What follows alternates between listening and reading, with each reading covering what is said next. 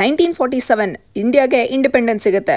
ಆದ್ರೂ ಕೆಲವು ಇಂಡಿಯಾ ಒಳಗಡೆ ಇರೋ ಸ್ಟೇಟ್ಸು ನಾವು ಇಂಡಿಯಾಗೆ ಜಾಯಿನ್ ಆಗಲ್ಲ, ಇಂಡಿಪೆಂಡೆಂಟ್ ಆಗಿ ಉಳ್ಕೊಂತೀವಿ ಅಂತ ಹಠ ಮಾಡ್ತಾ ಕೂತ್ಕೊಂತಾರೆ.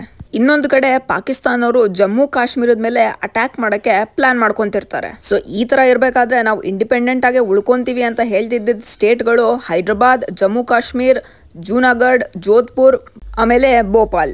ಬ್ರಿಟಿಷ್ ಅವರು ಬಿಟ್ಟು ಹೋಗಿನ ಮುಂಚೆ ಮೌಂಟ್ ಬ್ಯಾಟನ್ ಅವ್ರ ಪ್ಲಾನ್ ಪ್ರಕಾರ ಇಂಡಿಯಾನ 2 ಪೀಸಲ್ಲಿ ಡಿವೈಡ್ ಮಾಡಿ ಹೋಗ್ತಾರೆ. ಅದು ಹಿಂದೂ ಮತ್ತೆ ಮುಸ್ಲಿಂ ಮೆಜಾರಿಟಿ ಮೇಲೆ, ಇಂಡಿಯಾ ಮತ್ತೆ ಪಾಕಿಸ್ತಾನ್. ಹೋಗೋದಕ್ಕಿಂತ ಮುಂಚೆ ಒಂದು ರೂಲ್ ಬೇರೆ ಪಾಸ್ ಮಾಡಿ ಹೋಗಿರ್ತಾರೆ. ಇಂಡಿಯಾದ ಒಳಗಡೆ ಇರೋ ಪ್ರತಿಯೊಂದು ಸ್ಟೇಟ್ ಅವ್ರಿಗೂ ಅಧಿಕಾರ ಇರುತ್ತೆ, ಅವರು ಇಂಡಿಯಾದ ಪಾರ್ಟ್ ಆಗ್ಬೇಕಾ ಇಲ್ಲ ಪಾಕಿಸ್ತಾನ ಪಾರ್ಟ್ ಆಗ್ಬೇಕಾ, ಇದನ್ನ ಅವರೇ ಡಿಸೈಡ್ ಮಾಡ್ಕೋಬಹುದಾಗಿತ್ತು. ಈ ತರ ಪೀಸ್ ಆಗಿದ್ದಿದ್ರೆ ಇಂಡಿಯಾ ಇವತ್ತು ಡೆವಲಪ್ಮೆಂಟ್ ಹೆಸರಲ್ಲಿ ಬರೀ ಮಣ್ಣು ಸಿಗೋದು ನಮ್ಗೆ. ಅದರ ಒಂದ್ ಎಕ್ಸಾಂಪಲ್ ನಾವು ಇವತ್ತಿಗೂ ನೋಡ್ತೀವಿ, ಅದು ಜಮ್ಮು ಕಾಶ್ಮೀರ್ ಇಶ್ಯೂ. ಈ ತರ ನಮ್ಮ ಇಂಡಿಯಾನ ಪೀಸ್ ಮಾಡಬೇಕು ಅಂತ ಪ್ಲಾನ್ ಹಾಕಿದ್ದ ಬ್ರಿಟಿಷ್ ಅವರ ಪ್ಲಾನ್ ನ ಫ್ಲಾಪ್ ಮಾಡ್ತಾರೆ ನಮ್ಮ iron man of India Sardar Vallabhbhai Patel ಅವರು. ನಮ್ಮ ಇಂಡಿಯನ್ ಇಂಡಿಪೆಂಡೆನ್ಸ್ ಸಿಕ್ಕಾದ ಮೇಲೂ ಪೀಸ್ ಆಗಿದ್ದ ಇಂಡಿಯಾನ ಯೂನಿಫೈ ಮಾಡ್ತಾರೆ. ಈ ಕೆಲಸದಲ್ಲಿ ಇವ್ರಿಗೆ ಒಂದು ದೊಡ್ಡ ಚಾಲೆಂಜ್ ಆಗಿ ನಿಂತ್ಕೊಂತಾರೆ ಜಮ್ಮು ಕಾಶ್ಮೀರ್ ಮತ್ತೆ ಹೈದರಾಬಾದ್ನ ನಿಜಾಮ್ ಅವರು. ಈ 2 ಸ್ಟೇಟ್ಗಳು ಎಷ್ಟೇ ಕನ್ವಿನ್ಸ್ ಮಾಡಿದ್ರು ನಾವು ಇಂಡಿಪೆಂಡೆಂಟ್ ಆಗಿ ಉಳ್ಕೊಂತೀವಿ, ಇಂಡಿಯಾಗೆ ಜಾಯಿನ್ ಆಗಲ್ಲ ಅಂತ ಕೂತ್ಕೊಂತಾರೆ. ಅಕಸ್ಮಾತ್ ಸರ್ದಾರ್ ವಲ್ಲಭಾಯ್ ಪಟೇಲ್ ಅವ್ರು ಇರ್ಲಿಲ್ಲ ಅಂದಿದ್ರೆ ಕಾಶ್ಮೀರ ಮತ್ತೆ ಹೈದರಾಬಾದ್ ಪಾಕಿಸ್ತಾನ ಹತ್ರ ಹೋಗಿರೋದು. ಆದ್ರೆ ಇಂಡಿಪೆಂಡೆನ್ಸ್ ಗಿಂತ ಮುಂಚೆ ಯಾವುದೇ ಇಂಡಿಯಾ ಪಾಕಿಸ್ತಾನ ಇರ್ಲಿಲ್ಲ, ಇದ್ದಿದ್ ಒಂದೇ ಅಖಂಡ ಭಾರತ್. ಆ ಟೈಮಲ್ಲಿ ಯಾರಿಗೂ ಇಷ್ಟ ಇರ್ಲಿಲ್ಲ ಭಾರತನ ಡಿವೈಡ್ ಮಾಡೋದು.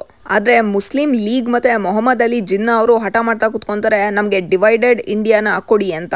ನಮ್ಮ ಲೀಡರ್ಸ್ ತುಂಬಾ ಕನ್ವಿನ್ಸ್ ಮಾಡಕ್ಕೆ ಟ್ರೈ ಮಾಡ್ತಾರೆ, ಬಟ್ ಆದ್ರೆ ಏನು ಪ್ರಯೋಜನ ಆಗಲ್ಲ. ಸೊ ಈ ತರ ನಮ್ಮ ಭಾರತ ಡಿವೈಡ್ ಆಗಿ ಪಾಕಿಸ್ತಾನ್ ಮತ್ತೆ ಇಂಡಿಯಾ ಆಗುತ್ತೆ. ಈ ಟೈಮಲ್ಲಿ ಇಂಡಿಯಾ ಅಲ್ಲಿ ಎಲ್ಲಾ ಕಡೆ ಡೆಮೋಕ್ರಸಿ ಇರ್ಲಿಲ್ಲ, ಆಲ್ಮೋಸ್ಟ್ ಎಲ್ಲಾ ಕಡೆ ರಾಜರ ಆಡಳಿತಗಳಿದ್ದಿದ್ದು. ಈ ತರ ಇರ್ಬೇಕಾದ್ರೆ ಸರ್ದಾರ್ ವಲ್ಲಭಾಯ್ ಪಟೇಲ್ ಅವರು ಹೈದರಾಬಾದ್ ಮತ್ತೆ ಜಮ್ಮು ಕಾಶ್ಮೀರ್ನ ಬಿಟ್ಟು ಇನ್ ಮಿಕ್ಕಿದವ್ರನ್ನೆಲ್ಲ ಕನ್ವಿನ್ಸ್ ಮಾಡ್ತಾರೆ ಇಂಡಿಯಾಗೆ ಜಾಯಿನ್ ಆಗಕ್ಕೆ. ಇಲ್ಲಿ ಪಟೇಲ್ ಅವ್ರಿಗೆ ರಿಯಲ್ ಚಾಲೆಂಜ್ ಆಗುತ್ತೆ ಹೈದರಾಬಾದ್. ಅವ್ರು ಹೈದರಾಬಾದ್ಗೆ ಕ್ಯಾನ್ಸರ್ ಇನ್ ದ ಬೆಲ್ಲಿ ಅಂತ ಹೆಸರು ಕೊಟ್ಟಿದ್ರು, ಯಾಕೆಂದ್ರೆ ಹೈದರಾಬಾದ್ ಬಂದು ಇಂಡಿಯಾದ ಸೆಂಟರ್ ಅಲ್ಲಿ ಇತ್ತು. ಅಕಸ್ಮಾತ್ ಹೈದರಾಬಾದ್ ಪಾಕಿಸ್ತಾನ ಅವ್ರ ಕೈಗೆ ಹೋಗುತ್ತೆ ಅಂದ್ರೆ ಅದರ ಅರ್ಥ ಇಂಡಿಯಾದ ಮಧ್ಯದಲ್ಲಿ ನಾವು ಬಾರ್ಡರ್ ಮೇಂಟೈನ್ ಮಾಡಬೇಕು ಅಂತ. ಅದು ಇನ್ನೊಂದು ದೊಡ್ಡ ಟಾಸ್ಕ್ ಆಗ್ಬಿಡೋದು ಇಂಡಿಯಾಗೆ. ಇಲ್ಲಿ ಇನ್ ಕೆಲವು ರಾಜರಿದ್ರು, ಅವರು ಪಾಕಿಸ್ತಾನ ಕಡೆಗೂ ಹೋಗಕ್ ರೆಡಿ ಇರ್ಲಿಲ್ಲ, ಈ ಕಡೆ ಇಂಡಿಯಾ ಕಡೆ ಬರಕ್ಕೂ ರೆಡಿ ಇರ್ಲಿಲ್ಲ. ಯಾಕೆಂದ್ರೆ ಕೈಯಿಂದ ಪವರ್ ಹೊಟ್ಟೋಗುತ್ತೆ ಅನ್ನೋ ಭಯ ಇತ್ತು. ಯಾಕೆಂದ್ರೆ ಯೂನಿಫೈ ಆದ್ಮೇಲೆ ಕಂಪ್ಲೀಟ್ ಪವರ್ ಗೌರ್ಮೆಂಟ್ ಕಡೆಗೆ ಹೊಟ್ಟೋಗುತ್ತೆ. ಅದಕ್ಕೆ ಇವರು ತುಂಬಾ ಟೈಮ್ ತನಕ ನಾವು ಇಂಡಿಪೆಂಡೆಂಟ್ ಆಗೇ ಉಳಿತೀವಿ ಅಂತ ಹಠ ಮಾಡ್ತಾ ಕೂತ್ಕೊಂತಾರೆ. ಈ ತರ ಮಾತುಗಳನ್ನ ಹೇಳ್ತಿದ್ದ ಜಮ್ಮು ಕಾಶ್ಮೀರ್ನ ರಾಜ ಸಡನ್ ಆಗಿ ಇಂಡಿಯಾದ ಕಡೆ ಹೆಲ್ಪ್ ಕೇಳ್ಕೊಂಡ್ ಬರ್ತಾರೆ. ಇದು ಹೆಂಗಾಗುತ್ತೆ ಅಂತ ಮುಂದೆ ನೋಡೋಣ. ಆ ಟೈಮಲ್ಲಿ ಜಮ್ಮು ಕಾಶ್ಮೀರ್ನ ರಾಜ ಆದ ರಾಜ ಹರಿಸಿಂಗ್ ಅವರು ನಾನು ಇಂಡಿಪೆಂಡೆಂಟ್ ಆಗೇ ಉಳ್ಕೊಂತೀನಿ ಅಂತ ಹೇಳ್ತಿದ್ದಕ್ಕೆ ಕಾರಣ ಅವರು ಹಿಂದೂ, ಆದ್ರೆ ಅಲ್ಲಿನ ಮೆಜಾರಿಟಿ ಜನರು ಬಂದು ಮುಸ್ಲಿಮ್. ಇದರಿಂದ ರಾಜನ್ಗೆ ಇಂಡಿಯಾ ಜೊತೆ ಜಾಯಿನ್ ಆಗಕ್ಕೆ ಇಷ್ಟ ಇದ್ರೂನು ಅವರು ಎಲ್ಲಿ ಸೀಟ್ ಹೊಟ್ಟೋಗುತ್ತೆ ಅನ್ನೋ ಬೈಕ್ಗೆ ಸೇಫ್ ಆಗಿರಕ್ಕೆ ಇಂಡಿಯಾ ಮತ್ತೆ ಪಾಕಿಸ್ತಾನ್ ಇಬ್ಬರಿಗೂ ಸ್ಟ್ಯಾಂಡ್ ಸ್ಟಿಲ್ ಅಗ್ರಿಮೆಂಟ್ ನ ಕಳಿಸ್ತಾರೆ. ಅಂದ್ರೆ ಇಂಡಿಯಾ ಪಾಕಿಸ್ತಾನ್ ಇಬ್ಬರ ಜೊತೆನೂ ಜಾಯಿನ್ ಆಗಲ್ಲ, ಆದ್ರೆ ಇಬ್ಬರ ಜೊತೆನೂ ಟ್ರೇಡ್ ಟ್ರಾವೆಲ್ ಕಮ್ಯುನಿಕೇಶನ್ ಮಾತ್ರ ಫ್ರೆಂಡ್ಲಿಯಾಗಿ ಇಟ್ಕೊಂಡಿರ್ತೀವಿ ಅಂತ ಹೇಳ್ತಾರೆ.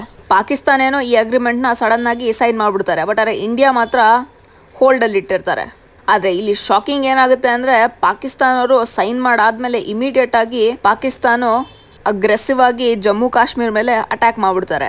ಸೊ ಇದರಿಂದ ಜಮ್ಮು ಕಾಶ್ಮೀರ್ನ ರಾಜ ಹರಿಸಿಂಗ್ ಅವರು ವಿಧಿ ಇಲ್ಲದೆ ಇಂಡಿಯಾ ಹತ್ರ ಹೆಲ್ಪ್ ಕೇಳ್ಕೊಂಡು ಬರ್ತಾರೆ. ಸರ್ದಾರ್ ವಲ್ಲಭಾಯ್ ಪಟೇಲ್ ಅವರು ಇದು ಒಂದು ಒಳ್ಳೆ ಟೈಮು ಜಮ್ಮು ಕಾಶ್ಮೀರ್ನ ಇಂಡಿಯಾಗೆ ಜಾಯಿನ್ ಮಾಡಿಸ್ಕೊಳ್ಳೋದಕ್ಕೆ ಅಂತ ಇಮಿಡಿಯೇಟ್ ಆಗಿ VP ಮೆನನ್ ಅವ್ರನ್ನ ಕಾಶ್ಮೀರ್ಗೆ ಕಳಿಸಿ ಇನ್ಸ್ಟ್ರೂಮೆಂಟ್ ಆಫ್ ಆಕ್ಸೆಷನ್ ನ ಸೈನ್ ಮಾಡಿಸ್ತಾರೆ. ಈ ಡಾಕ್ಯುಮೆಂಟ್ ಸೈನ್ ಮಾಡ್ತಿದ್ದಂಗೆನೆ ಜಮ್ಮು ಕಾಶ್ಮೀರ್ ಇಂಡಿಯಾದ ಒಂದು ಇಂಟಿಗ್ರಲ್ ಪಾರ್ಟ್ ಆಗ್ಬಿಡುತ್ತೆ. ಅಲ್ಲಿ ಸೈನ್ ಆಗ್ತಿದ್ದಂಗೆನೆ ಸರ್ದಾರ್ ವಲ್ಲಭಾಯ್ ಪಟೇಲ್ ಅವರು ನಮ್ಮ ಇಂಡಿಯನ್ ಆರ್ಮಿನ ಜಮ್ಮು ಕಾಶ್ಮೀರದ ಕಡೆಗೆ ಕಳಿಸ್ತಾರೆ. ಇದನ್ನೇ ಫಸ್ಟ್ ಇಂಡೋ ಪಾಕಿಸ್ತಾನ್ ವಾರ್ ಅಂತ ಕರೆಯೋದು. ಇನ್ನೇನು ನಮ್ಮ ಇಂಡಿಯನ್ ಆರ್ಮಿ ಆಲ್ಮೋಸ್ಟ್ ಪಾಕಿಸ್ತಾನವ್ರನ್ನ ಹಿಂದೆ ತಳ್ಳೋದ್ರಲ್ಲಿದ್ರು, ಅಷ್ಟರಲ್ಲಿ ಜವಾಹರ್ಲಾಲ್ ನೆಹರು ಅವರು UN ಹತ್ರ ಹೆಲ್ಪ್ ಕೇಳ್ಕೊಂಡು ಹೋಗ್ತಾರೆ. ಇದಕ್ಕೆ ಸರ್ದಾರ್ ವಲ್ಲಭಾಯ್ ಪಟೇಲ್ ಅವರು ನಾವು ಇಂಟರ್ನಲ್ ಆಗೇನೆ ಇದನ್ನ ಸಾಲ್ವ್ ಮಾಡ್ಕೊಳ್ಳೋಣ ಅಂತ ಹೇಳಿದ್ರು ಅವ್ರ ಮಾತನ್ನ ಕೇಳದೆ ಜವಾಹರ್ಲಾಲ್ ನೆಹರು ಅವರು UN ಹತ್ರ ಹೋಗ್ತಾರೆ. ಆದರೆ UN ಅವರು ಜಮ್ಮು ಕಾಶ್ಮೀರ್ನ ಡಿಸ್ಪ್ಯೂಟೆಡ್ ಟೆರಿಟರಿ ಅಂತ ಹೇಳ್ಬಿಟ್ಟು ಸೀಸ್ ಫೈರ್ ಅಂತ ಅನೌನ್ಸ್ ಮಾಡ್ಬಿಡ್ತಾರೆ. ಇದರಿಂದ ವಾರ್ ಅಲ್ಲಿಗೆ ಸ್ಟಾಪ್ ಮಾಡಿ ನಮ್ಮ ಇಂಡಿಯನ್ ಆರ್ಮಿಯವರು ಎಷ್ಟು ಕ್ಯಾಪ್ಚರ್ ಮಾಡೋಕ್ಕಾಗಿತ್ತೋ ಅಷ್ಟು ಜಾಗಕ್ಕೆ ಬಾರ್ಡರ್ ಹಾಕ್ಬಿಡ್ತಾರೆ. ಇನ್ನ ಆ ಸೈಡು ಪಾಕಿಸ್ತಾನ ಅವ್ರು ಏನು ಉಳ್ಕೊಂಡಿರ್ತಾರೆ ಅದನ್ನ ಇವತ್ತಿಗೂ ಪಾಕಿಸ್ತಾನ್ ಆಕ್ಯುಪೈಡ್ ಕಾಶ್ಮೀರ್ ಅಂತ ಕರಿತೀವಿ ನಾವು.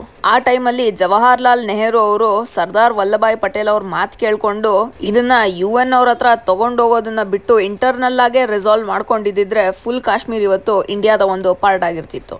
ಈಗ ಹೈದರಾಬಾದ್ ಕಡೆಗೆ ಹೋಗೋಣ.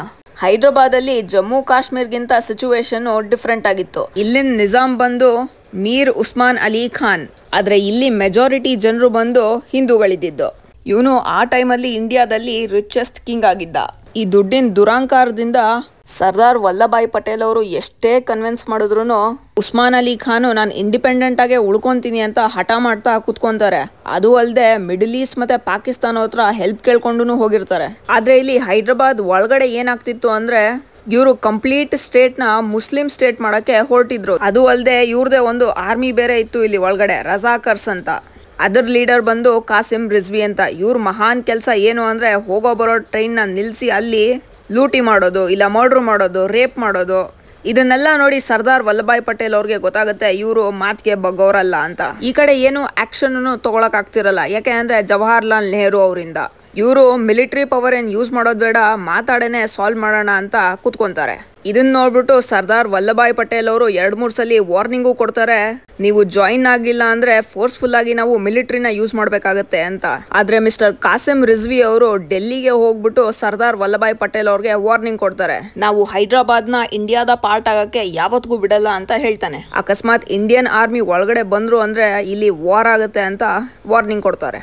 ಇದನ್ನೆಲ್ಲ ಕೇಳಿ ಸರ್ದಾರ್ ವಲ್ಲಭಾಯ್ ಪಟೇಲ್ ಅವರು 13th ಸೆಪ್ಟೆಂಬರ್ 1948 ಜವಾಹರ್ಲಾಲ್ ನೆಹರು ಅವ್ರ ಅಗೇನ್ಸ್ಟ್ ಹೋಗಿ ಹೈದರಾಬಾದ್ಗೆ ಇಂಡಿಯನ್ ಮಿಲಿಟರಿನ ಕಳಿಸ್ತಾರೆ. ಈ ಮಿಷನ್ಗೆ ಹೆಸರು ಕೊಡ್ತಾರೆ ಆಪರೇಷನ್ ಪೋಲೋ ಅಂತ.